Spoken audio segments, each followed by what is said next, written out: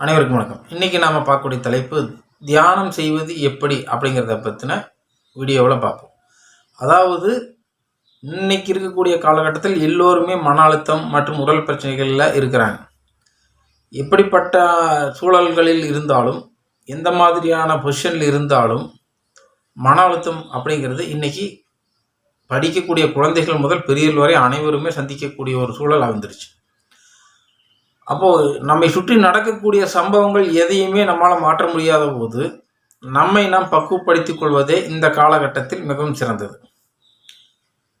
நம்மை நாம் எப்படி பக்குவப்படுத்திக் கொள்வது அப்படின்னா, இந்த மாதிரி யூடியூப்பில் ஸ்பீச்சஸ் கேட்டேன், கொஞ்சம் ஆறுதலாக இருந்துச்சு, பாட்டு கேட்டேன் அப்படிங்கிறது எல்லாமே ஒரு தற்காலிக நிவாரணமாக இருக்குமே தவிர, ஒவ்வொரு சமயத்திலும் நம்மை பக்குவப்படுத்துவதற்கு அந்த ஸ்பீச் எல்லாம் உதவாது. ஏன்னா எவ்வளவுதான் நம்ம ஒருக்கு அறிவுரை சொன்னாலும் அந்த சமயத்தில் அந்த அறிவுரை சரியாக இருக்கும், நம்ம பின்பற்றலாம், நம்ம கோவப்படக்கூடாது, நம்ம டென்ஷன் ஆகக்கூடாது அப்படின்னு சொல்லி யோசிப்பாங்க.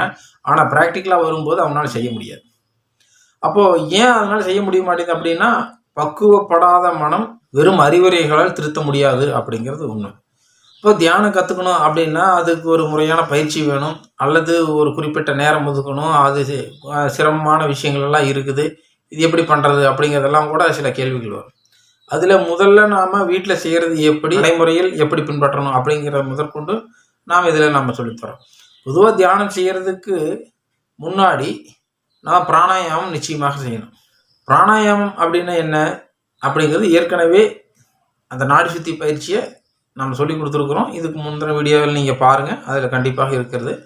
அந்த பிராணாயாமம் செய்துவிட்டு அதன் பிறகு தான் தியான பயிற்சி செய்யணும்.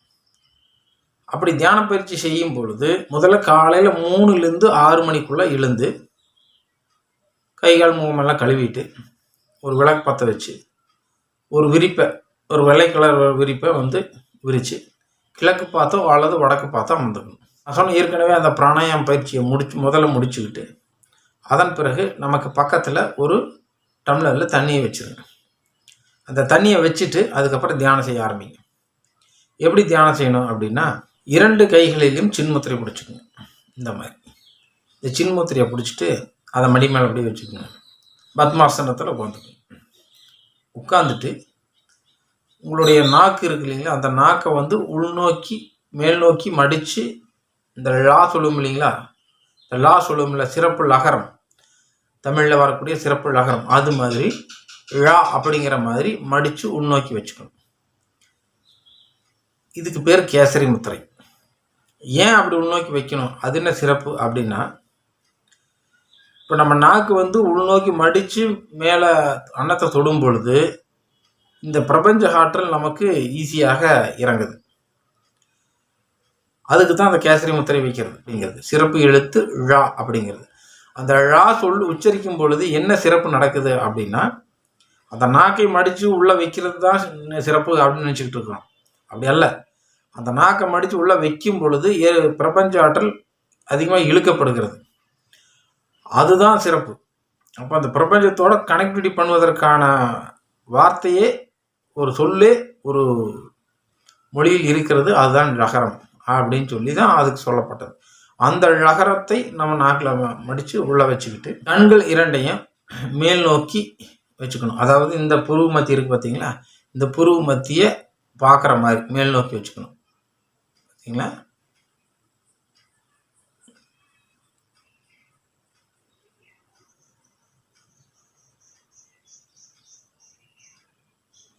இப்படி மேல் நோக்கி வச்சுக்கிட்டு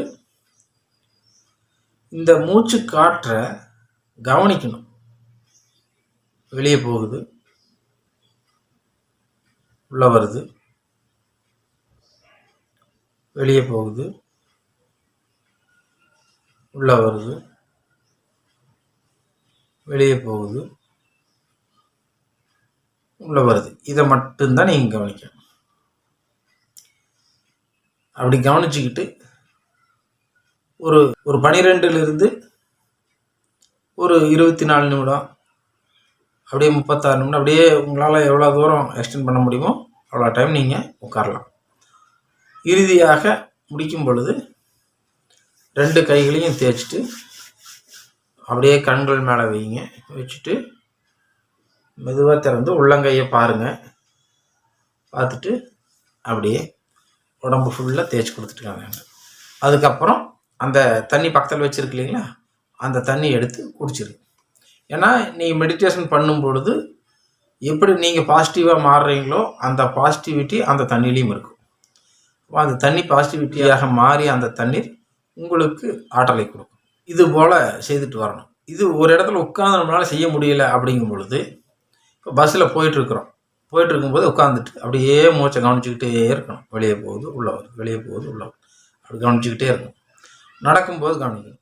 இப்படி எல்லா இடத்துலையுமே மூச்சை கவனிக்கலாம். இல்லை இது சிரமமாக இருக்குது அப்படின்னா நீங்கள் என்ன வேலை செய்கிறீங்களோ அந்த வேலையில் கவனம் இருக்கணும். ஒரு பொருள் எடுக்கிறீங்க அப்படின்னா மைண்டில் வந்து அந்த பொருளை எடுக்கிறோம், அதை கொண்டு வைக்கிறீங்க அப்படின்னா வைக்கிறேன் அப்படின்னு என்ன செய்துக்கிட்டு இருக்கிறீங்களோ ப்ரெசண்ட்டில் நடைமுறையில் நீங்கள் என்ன செய்துக்கிட்டு இருக்கிறீங்களோ உங்களுடைய கவனமானது அந்த நடைமுறையில் இருக்கக்கூடிய செயல்களில் இருக்கணும். அதாவது செயல் எது செய்கிறதோ அந்த செயலில் எண்ணம் இருக்க வேண்டும். எண்ணமும் செயலும் ஒரே நேர்கோட்டில் நீங்கள் கொண்டு வந்து நிறுத்திட்டீங்கன்னா நீங்கள் பக்குவம் அடைஞ்சிருங்க.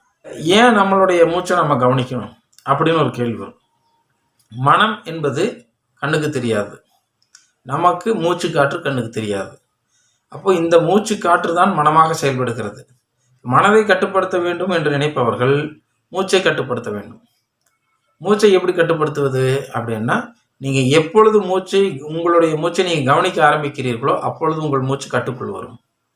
உங்களுடைய மூச்சை நீங்கள் கண்டுகொள்ளாத போது அது உங்களை ஆள ஆரம்பித்து விடும். இந்த மனமானது உங்களை ஆள ஆரம்பித்து விடும். அப்படி இருக்கும்போது சின்ன சின்ன விஷயங்கள் கூட பக்குவப்படாத மனமாக மாறி சின்ன சின்ன பிரச்சனைகளுக்கு கூட அழுகக்கூடிய மனமாகவும் வேதனைப்படக்கூடிய மனமாகவும் இந்த வாழ்க்கையை பிடிக்கல அப்படிங்கிற விரக்தியில் வாழக்கூடிய மனமாகவும் மாறிடும். இது தொடர்ச்சியாக ஏன் நம்ம செய்யணும், எப்படி செய்ய அப்படிங்கிறதுக்கான கட்டாயம் என்னென்னா, இந்த உலகமானது பொய்யானது, போட்டியானது, பொறாமையானது, புறம் பேசக்கூடியது, ஏமாற்றக்கூடியது, உங்களை கெடுக்கக்கூடியது. எப்படி வேண்டுமானாலும் இந்த உலகம் இருந்துட்டு போகட்டும். ஆனால் அதையெல்லாம் சமாளித்து வரக்கூடிய பக்குவமான மனமுடைய நபராக நாம் மாறிவிடுவோம். எதற்கும் கலங்காத மனம் நமக்கு வந்துவிடும். இது நீங்கள் ஒரு குறிப்பிட்ட ஒரு 6 மாதம் நீங்கள் தொடர்ச்சியாக செஞ்சிட்டிங்கன்னா, நீங்கள் இந்த பயிற்சி செய்யறதுக்கு முன்னாடி உங்களுடைய மனம் எவ்வளோ பக்குவத்தில் இருந்துச்சுன்னு கவனிங்க. அப்போ வந்து சின்ன சின்ன விஷயங்களுக்கெல்லாம் கூட நீங்கள் ஃபீல் பண்ணுவீங்களா, அடுத்தவங்க யாராவது ஏதோ சொல்லிவிட்டு அழுவீங்களா அப்படிங்கிறத எல்லாத்தையும் நீங்கள் கவனிங்க. இந்த மாதிரி நீங்கள் பயிற்சி செய்ய செய்ய செய்ய உங்கள் மனம் எப்படி பக்குவப்படுதுன்னு நீங்களே கவனிங்க.